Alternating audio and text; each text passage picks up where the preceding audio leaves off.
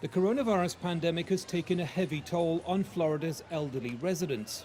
A staggering majority of the fatalities here are those 65 and older. And with an expansive network of assisted living facilities and nursing homes, the danger for seniors is serious. Like other states around the nation, Florida is turning to isolation centers for the elderly. The state now has more than 24 of them.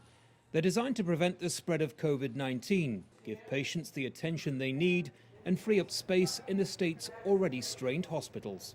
These COVID nursing homes are places where a hospital could discharge safely a long-term care resident who's COVID positive. It also is a place where if there's infections inside a long-term care facility, the long-term care facility can send to the COVID-only facility.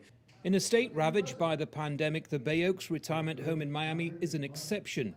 There have been no coronavirus cases here, but if any resident falls ill, staff say isolation is a good option.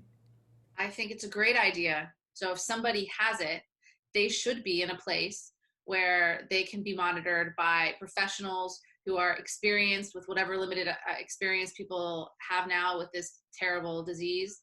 For the past 2 weeks in Florida, the number of new daily cases has hovered around 10,000. Miami has now mandated the wearing of masks, but in other parts of the state, those who can easily spread the virus are ignoring medical advice. The number of cases among those who work with the elderly has also risen sharply. But some experts say isolating elderly patients who contract COVID-19 may not be the best thing. One of the things not often talked about during this pandemic is the mental health aspect of living through these difficult times. Many elderly residents aren't allowed to see relatives. Social interaction is in many places not allowed. And moving those who are infected with COVID-19 may be detrimental to all involved. Those who specialize in geriatric care say isolation and patient transfers has its drawbacks. Many residents are very confused by this situation, and with perhaps Alzheimer's or dementia, may not understand fully what's going on and why are they no longer being visited every day by relatives.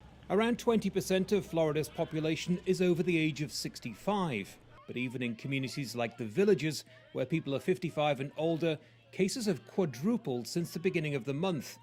While isolation units for those who fall ill are seen as a good strategy, risks remain for this state's older population, whether they live in care facilities or not.